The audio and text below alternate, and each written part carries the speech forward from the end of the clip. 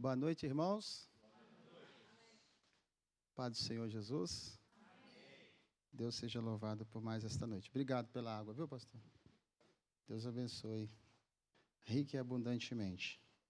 Louvar a Deus por mais esta noite, essa oportunidade que temos de cultuar a Deus e também a responsabilidade de trazer uma palavra aos irmãos.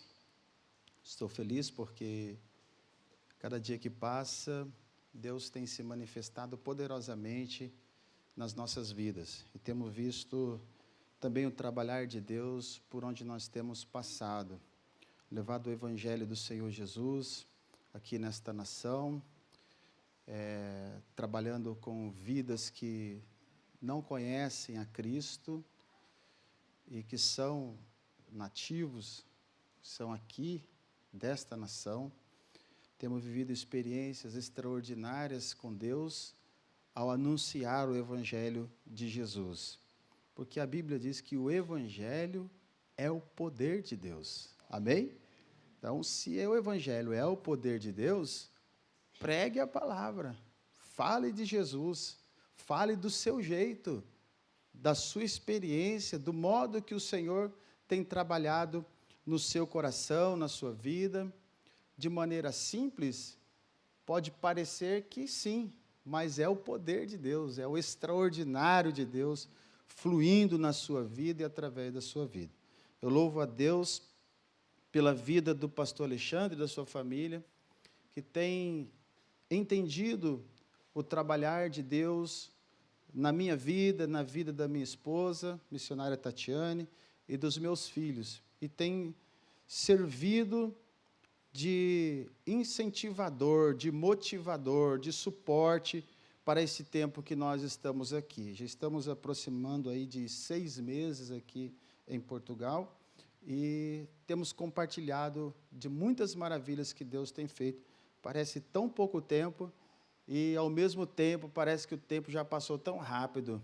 Então, nós ficamos aí espremidos, né, pela responsabilidade de a cada dia ver uma vida se converter ao Senhor e, ao mesmo tempo, de Deus prover aquilo que nós necessitamos para que o trabalho não pare, para que o trabalho esteja sempre acontecendo. E meditar na palavra de Deus é como o nosso pão diário, precisa acontecer. Precisamos estar atentos ao que o Senhor tem para nossas vidas neste tempo. Então, eu convido você a pensar a palavra de Deus juntamente comigo esta noite e também assumir este papel, esta responsabilidade de que, se Deus está fazendo na minha vida, pode fazer também na vida daqueles que estão comigo no meu cotidiano. Amém? Eu peço a você que abra sua Bíblia no livro de Josué, no capítulo 6, por favor.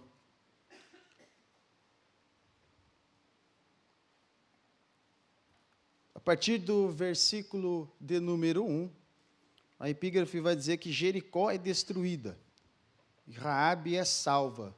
Mas nós vamos nos atentar para o processo do povo de Deus, o mover de Deus, a condução e alguns fatos importantes, desde que Deus marca o coração de um homem com a sua promessa.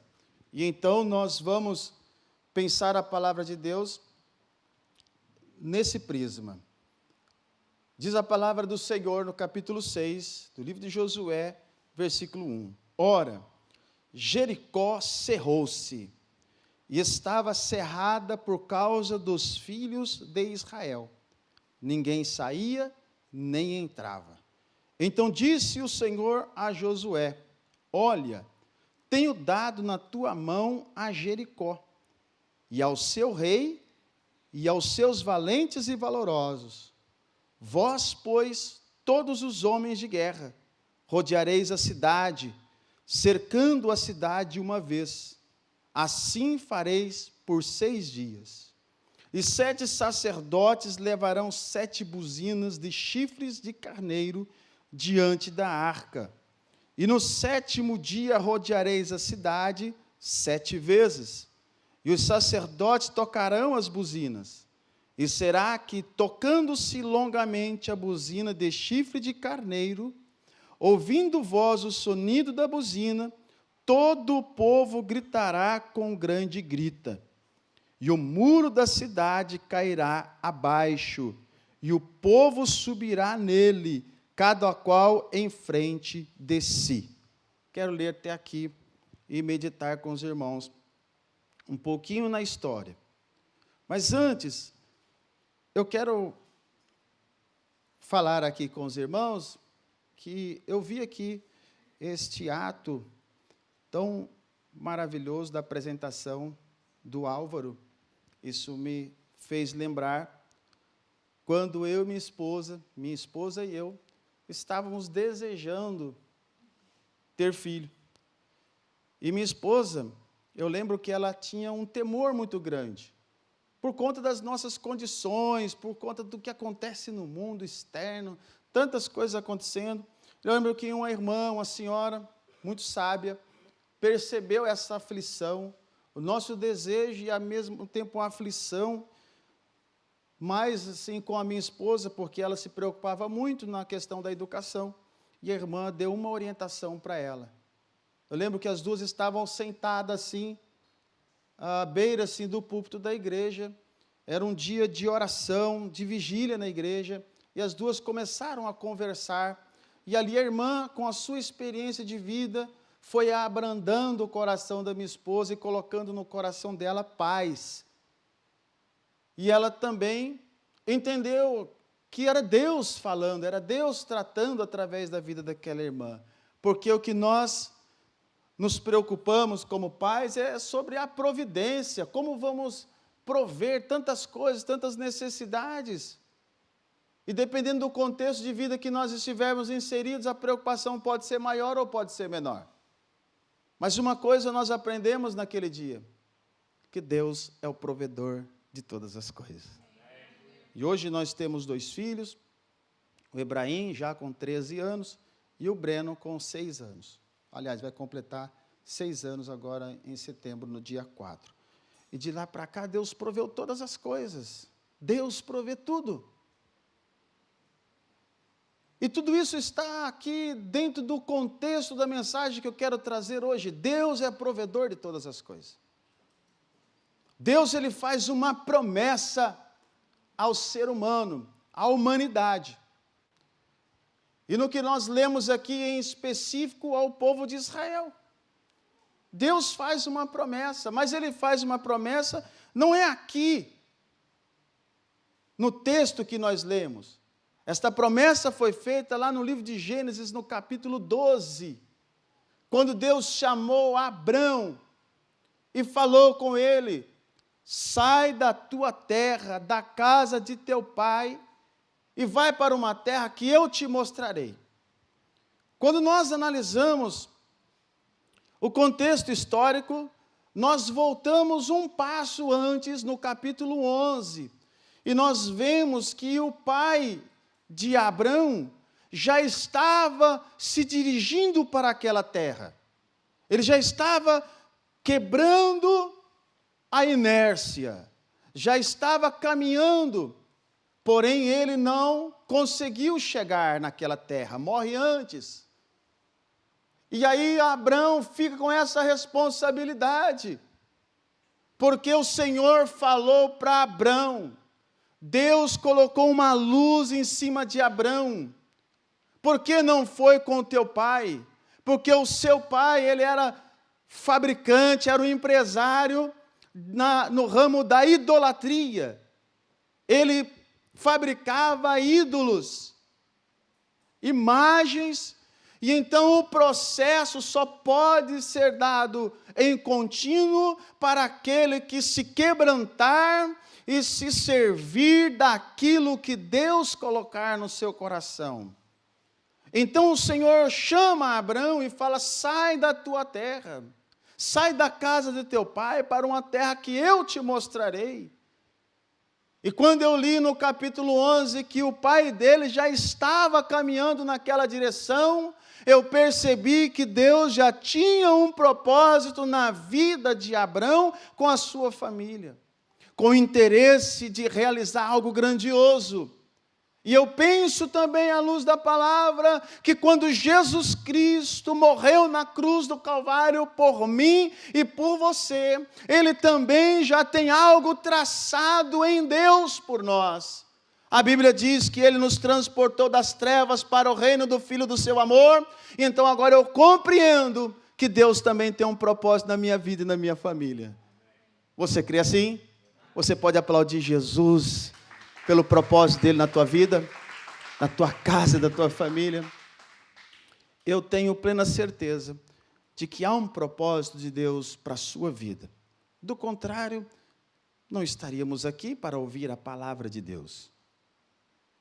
E eu coloquei um tema para a mensagem de hoje. Foi até interessante, porque depois eu fiquei pensando e repensando o tema, 12 homens e um segredo. Já ouviu algo assim? 12 homens e um segredo. Isso é um filme, né? 11 homens e um segredo, depois 12 homens e um segredo, depois 12 homens e outro segredo. Então, eu fico pensando, o que será que Deus tem em secreto com esses 12 homens? Por quê? Porque de Abraão veio Isaac, de Isaac Jacó, de Jacó vieram quantos? 12. Então, Deus ele foi trabalhando e foi multiplicando a semente, conforme Deus havia falado para Abraão. Deus falou para ele, Deus chamou ele assim no secreto, ali um tete a tete, falou assim, olha, quer saber de um negócio? Olha para as estrelas do céu, vê se você pode contar. Ele olhou, e encontrou dificuldade em contar as estrelas. E o Senhor falou assim, será a tua descendência. Assim é o que eu vou fazer. Mas a Bíblia também relata, lá no livro do Gênesis, que lá no capítulo 11, que quando Tera, pai de Abrão, está na caminhada, ele leva Abrão e Sarai. E lá relata que antes do chamamento de Deus, eles já tinham ciência de que Sarai era estéril. Está relatado. Então, era um projeto que aparentemente aos olhos humanos, era uma frustração. Acreditar nisso seria insanidade mental. Para aquele tempo onde a ciência não podia fazer absolutamente nada, hoje existem recursos, né? Inseminação in vitro, tanta coisa que pode ser feita para ajudar um casal a ter filho, mas naquele tempo não. Então, entregar nas mãos de Abrão um contrato de confiança e dizer aqui, assina aqui, Abrão, do que eu vou fazer. Larga tudo aí e segue o que eu estou dizendo. Seria loucura. Dizer, você vai ter muitos filhos, você vai ser pai de nações. Mas, Senhor, eu já sei que a minha esposa, a minha mulher, não pode ter filhos. E como é isso? Imagine ele, um homem sem conhecimento profundo de Deus, acredita, confia, e chega na sua mulher, em todos que estão com ele, nos seus servos, e fala assim, vamos fazer uma viagem. Para onde será esta viagem? Nós vamos por uma terra que Deus vai me mostrar. Piorou, irmão. Como é que você assina um contrato, um compromisso, para um lugar que você não sabe onde é? Pensa nessa realidade hoje. Se Deus fizesse algo desse tipo com você hoje, qual seria a tua resposta? Qual seria o teu posicionamento? Talvez, na condição que você se encontra, você pode dizer assim, se Deus falhar, o meu dinheiro cobre. Se Deus falhar, o meu pai me ajuda, minha mãe me ajuda. Se Deus falhar, o governo vai lá e vai me ajudar. eu tenho para onde recorrer, mas acontece que é uma situação que o homem não pode fazer. É uma situação em que ou você acredita, ou nada feito. Ou você confia em Deus, ou não tem projeto.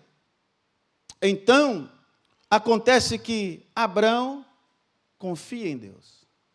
E começa um novo tempo na história da sua vida e da sua família. Ele quebra o protocolo. Ele quebra o ciclo da sua família. De um pai que era fabricante, adorador de ídolos, para alguém que vai confiar em um Deus invisível. Ah, que ousadia! Que ousadia! Acontece que Deus faz uma aliança com ele. E depois de um tempo, nasce o seu filho Isaque. Depois de Isaque, a semente vai multiplicando e nasce Jacó. Jacó e Esaú. E de Jacó nasce uma multidão de crianças. Dava para encher aqui o Ministério Kids, pastor. Então, o Ministério Kids de Jacó foi abastado. Ele já começou com a igreja. E foi poderoso o que Deus fez.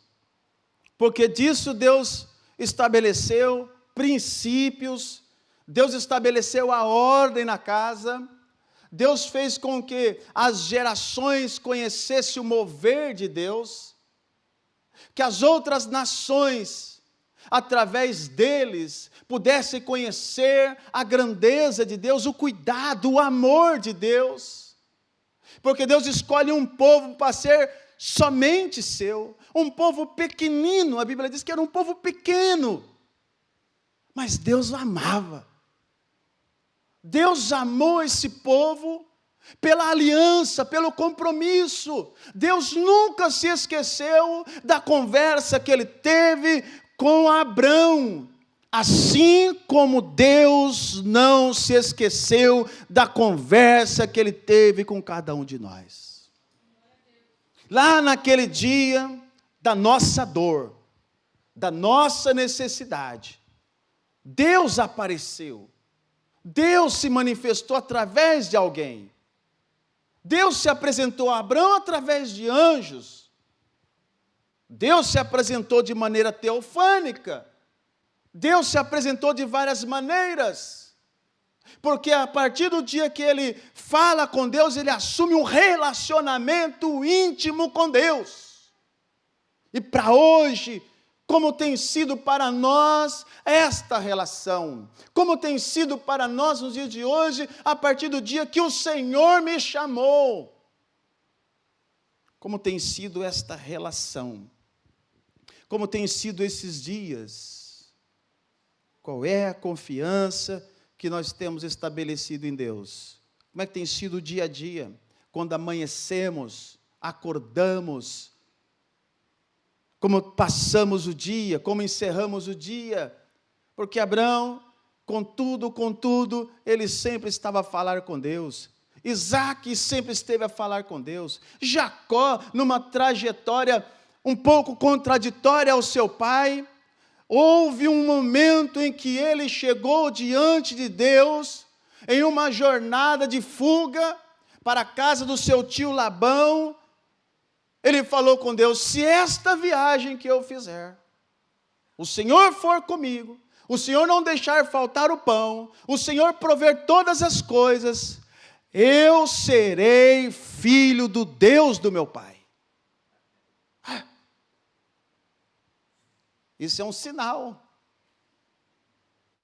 de que não é porque eu sou filho do pastor que o Deus do pastor é o meu pai. Não é porque é filho de peixe que é peixinho. Não é porque o pai é convertido que o filho é convertido. Então ele faz isso, Jacó faz isso. E quando ele recebe de Deus a confirmação dessas suas palavras, há uma aliança ali. E Deus confirma este pacto. Ele tem então 12 filhos. E vão caminhando de geração em geração, levando um nome. Cada um levando o nome do seu pai. Vamos ver aqui quem são os filhos, então, de Jacó.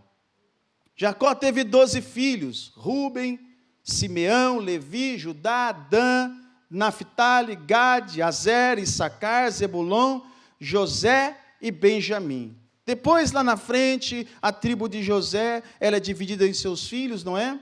Efraim e Manassés, para compor as 12 tribos, né? Que daí a tribo de Levi é separada para Deus, servir exclusivamente no tabernáculo, e José é morto, e Manassés e Efraim assumem esse posto, compondo então as 12 tribos, e Deus dá continuidade. Sabe o que isso significa? Que a obra do Senhor não sofre solução de continuidade. Morreu e agora? Deus sempre tem outro. Deus sempre tem outro que está lá, às vezes, no cantinho, quieto, mas disposto a fazer, com o coração ali cheio de amor. Ao invés de se levantar como crítico de plantão, ele é aquele que está disposto a servir assim que houver qualquer necessidade. E eu olho aqui no contexto da história, no texto que nós lemos, eu vejo Josué.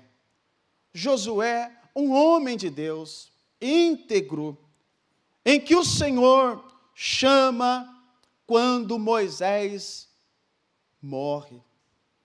Deus chama a partir daquele momento para ser o líder de Israel, mas o seu chamamento ainda é quando Moisés era vivo. Deus falou para Moisés: chama Josué. Chama Josué. Vamos ver onde é que Josué estava? Abra a Bíblia, Êxodo no capítulo 33, por favor, versículo 11. Vamos ver onde é que estava Josué. Se a Bíblia diz, eu acredito.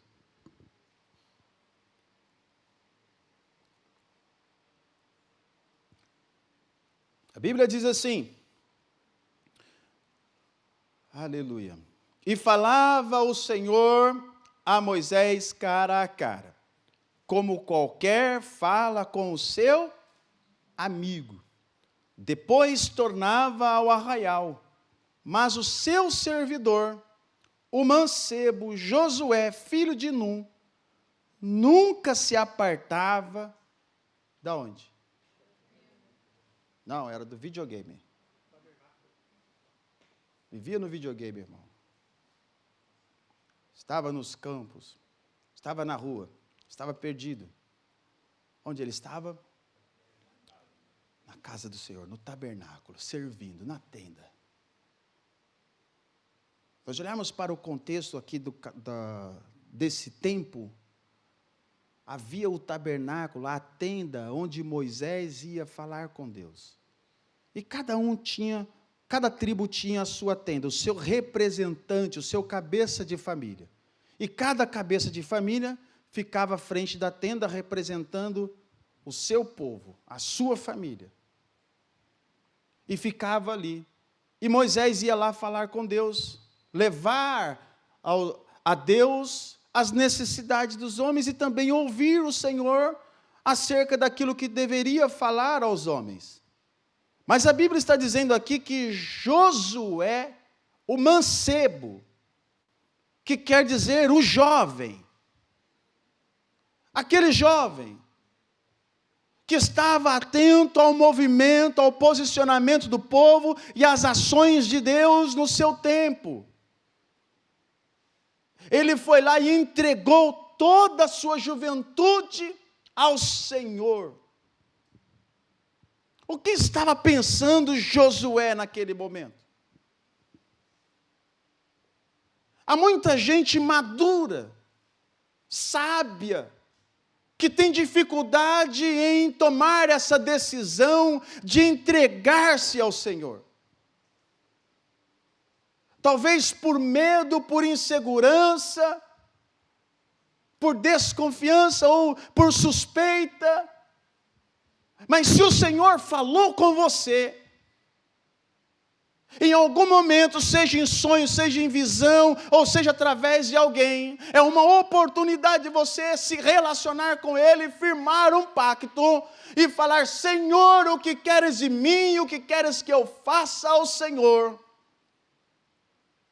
Não importa a tua idade, Deus quer te usar, Deus conta com você.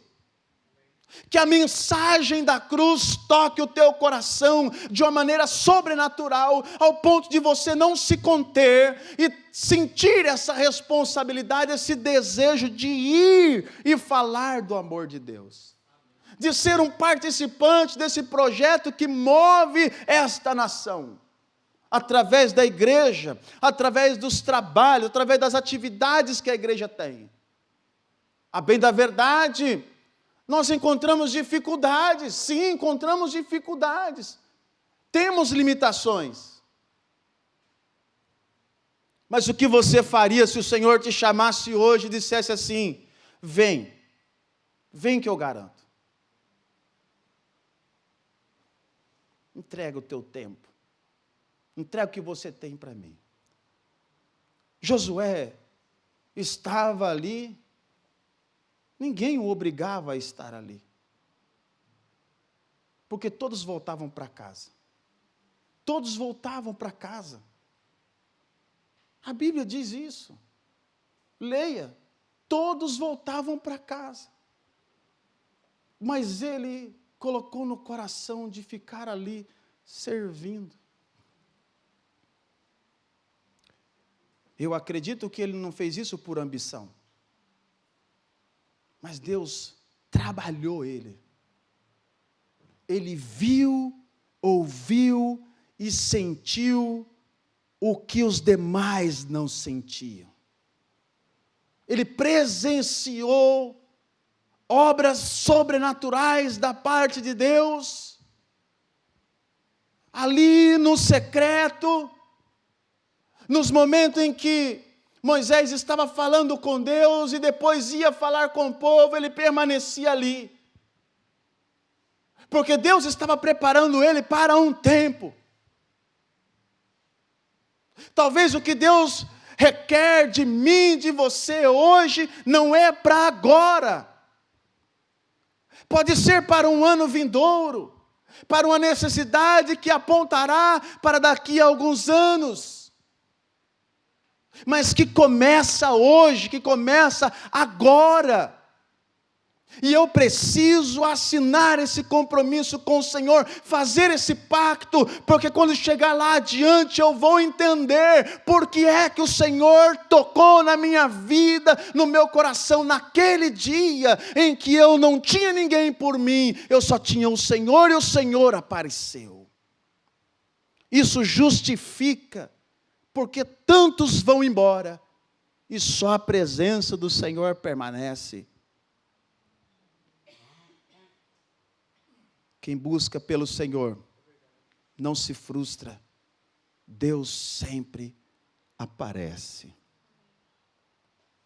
E o Senhor vê em Josué, um jovem, o que ninguém estava vendo. Com o passar do tempo,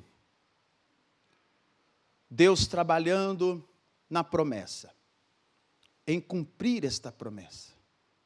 E agora com Moisés, o Senhor, lá em Números, no capítulo 13, abra por favor a sua Bíblia, Números capítulo 13, acontece algo extraordinário. Algo extraordinário.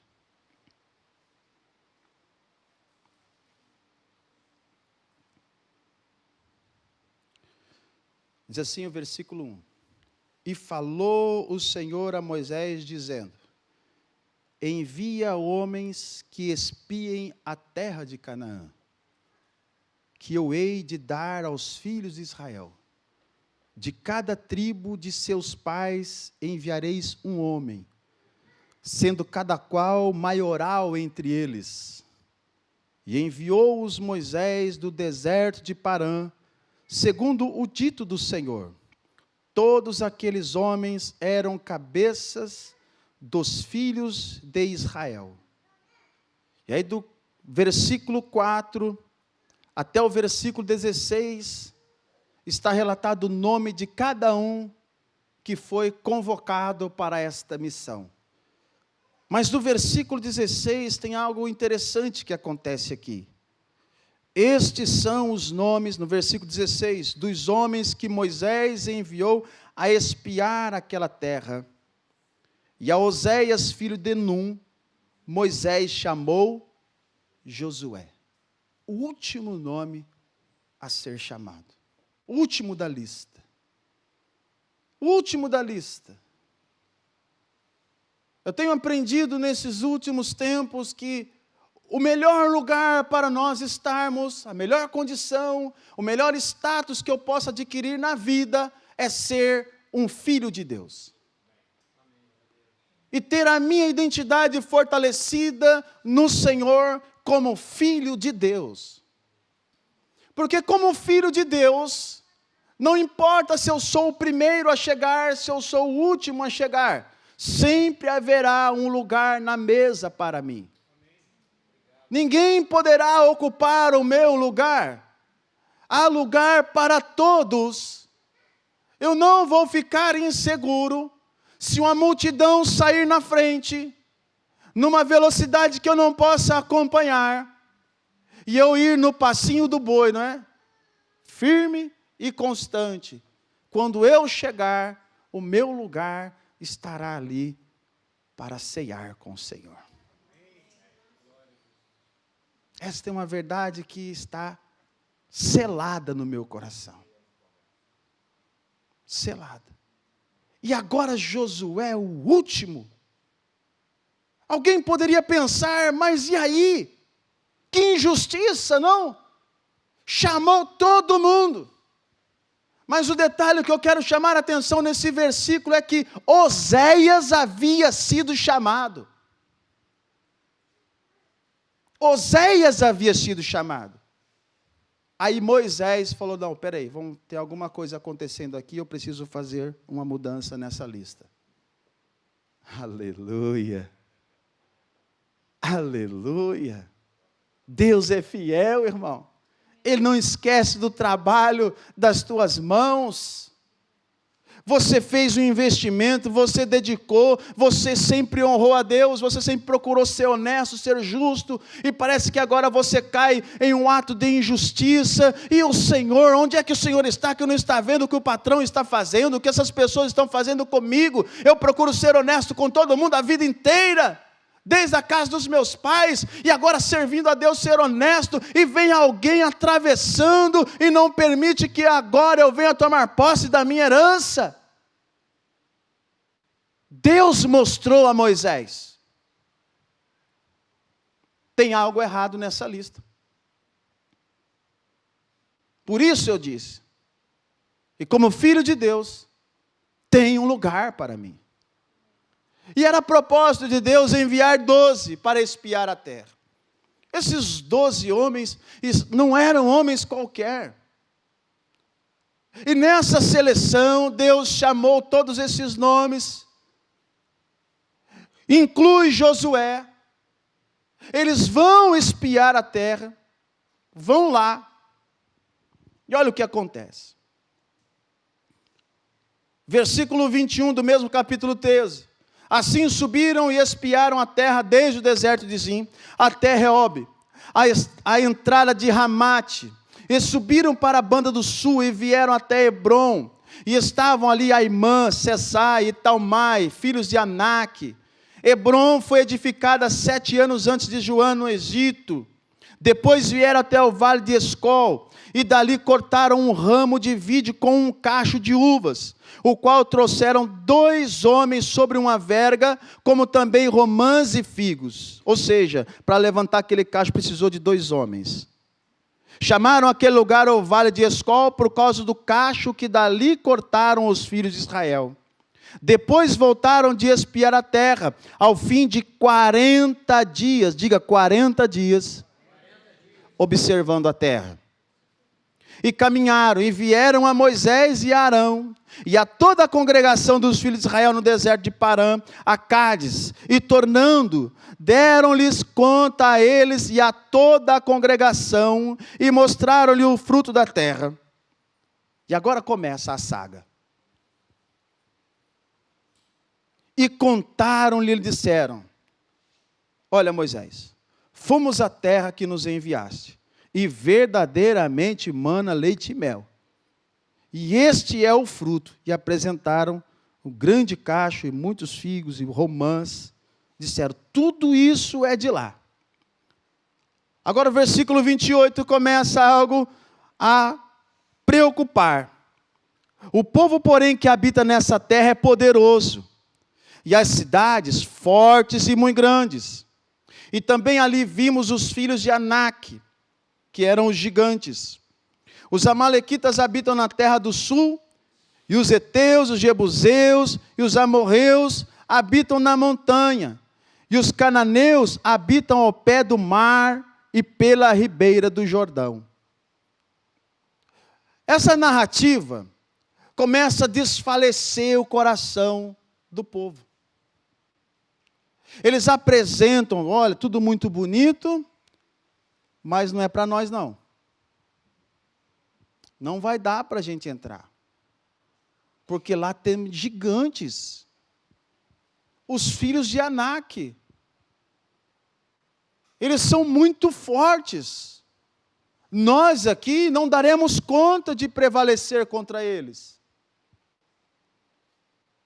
Aí Caleb, dos 12, que foram espiar a terra, voltaram quantos? 12. Porém, desses 12, 10, a Bíblia diz que estavam nessa narrativa, só apresentando dificuldades, só dizendo que não vai dar. Inclusive, eles chegaram ao ponto de dizer assim: olha, está aqui na Bíblia, o texto relata que eles falam assim: olha, aos olhos deles, nós somos como gafanhotos. Ou seja, nós somos muito pequeninos. Moisés não vai dar conta. Não vai dar certo. Mas aí tem um homem de Deus, instruído na palavra, confiante, servo, temente, que se levanta, Caleb, dizendo assim: subamos animosamente, possuamo-la em herança, porque certamente prevaleceremos contra ela. Essa foi a narrativa de Caleb. Caleb, companheiro de Josué, que se opôs a 10.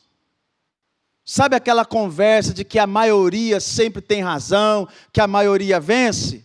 Isso não funciona em todos os momentos da vida, irmão. Sabe o que precisamos perceber na vida? Emprestar o ouvido para quem tem o Espírito de Deus.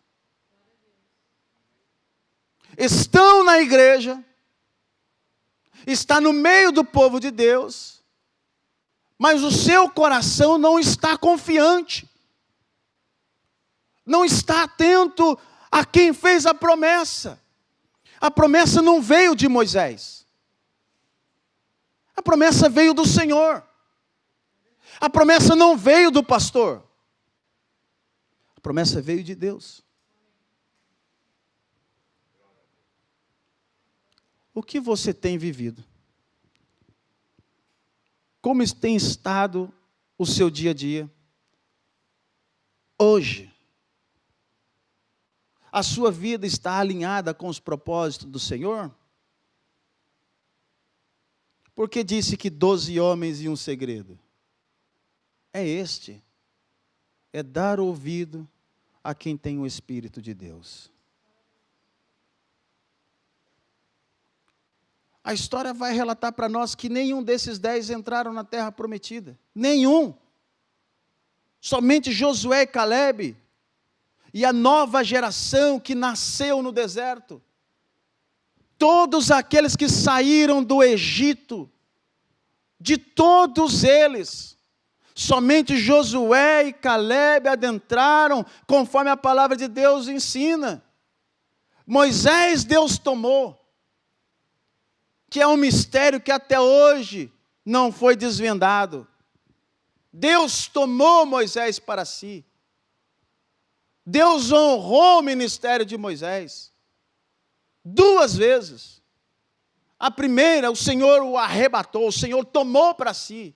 A segunda é colocar alguém para ser o seu sucessor da qualidade de Josué. Isso para mim é fantástico. Se hoje precisar de nós que estamos aqui para assumir uma responsabilidade, eu estou preparado? Qual desses homens eu mais se pareço? Dos 10 ou dos 2? A obra continua. E não é porque eles não tinham o que fazer, é porque ardia no coração deles. Estar presente, estar ali pronto. Qual é a disposição do nosso coração? Qual é a disposição do nosso coração? O maior segredo nessa história é a obediência. A obediência, eu já começo a caminhar para o fim. A obediência. Todo o propósito de Deus para seu povo é baseado na obediência. Não tem como servir a Deus se não for obediente. Porque a obediência, onde há obediência, o progresso será inevitável.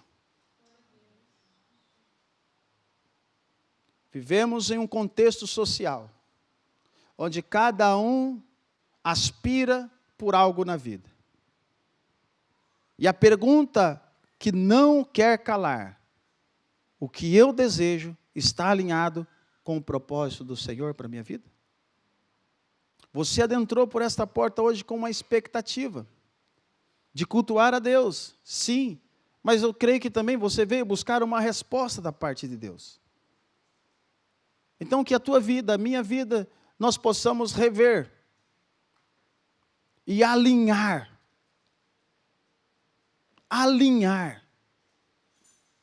Porque assim como os dias estão passando, o dia do Senhor se aproxima. Amém.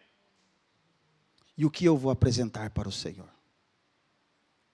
Josué adentrou em uma fortaleza. No capítulo 6 fala que a cidade estava cerrada, cercada. Ninguém entrava e ninguém saía. Deus deu orientação para ele, ele obedeceu cabalmente todas as orientações de Deus.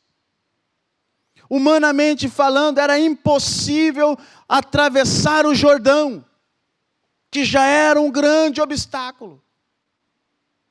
A Bíblia diz que a orientação que Deus deu era que ele separasse 12 dos homens que representavam as famílias, os sacerdotes. Carregavam a arca do Senhor, que quer dizer a presença do Senhor, Deus presente. Alinhado com o propósito do Senhor é estar com Deus presente na minha vida. Isso é que vale a pena. Isso é que garante a minha vitória. Isso é que dará a certeza de que eu vou e voltarei vitorioso. E a Bíblia diz que quando eles cumprem com a orientação de Josué, e que eles pisam na água do Jordão, o Jordão se abre. Não havia condição de passar. O Jordão se abre, e por um lado, se a corrente vinha daqui, amontoou-se águas aqui, as águas baixaram por outro lado, e eles passaram a pé. E para certificar e testificar para gerações futuras, o Senhor falou assim: agora você pega deste lugar 12 pedras, e amontou e faz um altar, para que quando os seus filhos, as gerações futuras passarem, vejam e perguntem: o que é isto? Isto é o marco do que Deus fez aos nossos pais. Quando os seus filhos perguntarem, o que vamos responder? O que as gerações futuras perguntarem, qual será a nossa resposta? Por que o governo está desse jeito? Qual vai ser a nossa resposta? Por que a casa está desse jeito? Qual será a nossa resposta?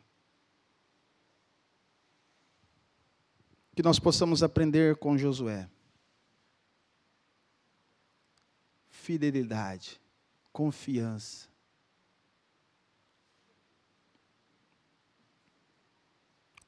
Eles cumpriram tudo. Os muros de Jericó, que foi a primeira cidade a ser conquistada na terra de Canaã, vieram abaixo, sem que eles colocassem as suas mãos. Peço a você, coloque-se de pé, por favor.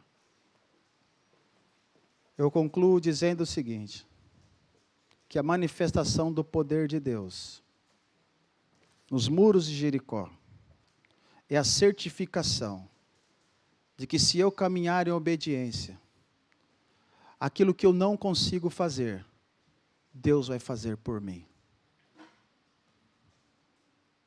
Deus vai fazer por mim. Não tenha medo. Não tenha medo de ousar, não tenha medo de arriscar, não tenha medo de entregar a sua vida para Jesus. Não tenha medo de entregar os seus bens para o Senhor. Não tenha medo de colocar o teu carro a serviço de Deus, a sua casa para uma reunião de oração. Tudo isso vai ficar. Tudo isso é transitório, é passageiro.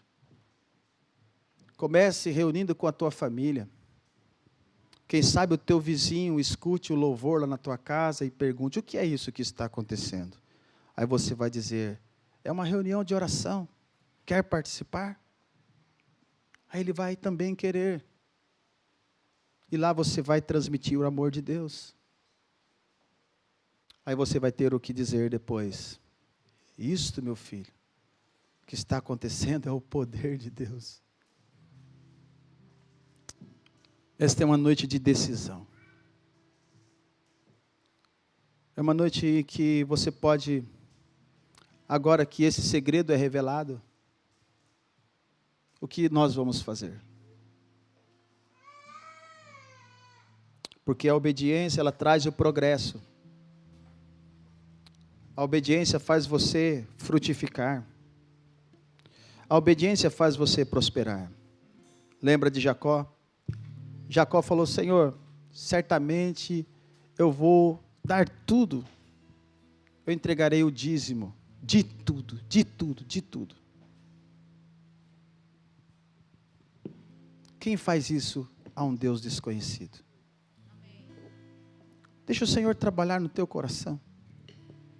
Talvez você já esteja cansado de tantas coisas, mas hoje chegou um tempo novo para a tua vida, para a tua casa e para a tua família. Hoje é noite de você orar e falar com Deus de uma forma diferente. Ó Senhor, ainda que todos estejam contra mim, porque o Senhor falou comigo esta noite, eu vou fazer diferente. Eu vou fazer diferente.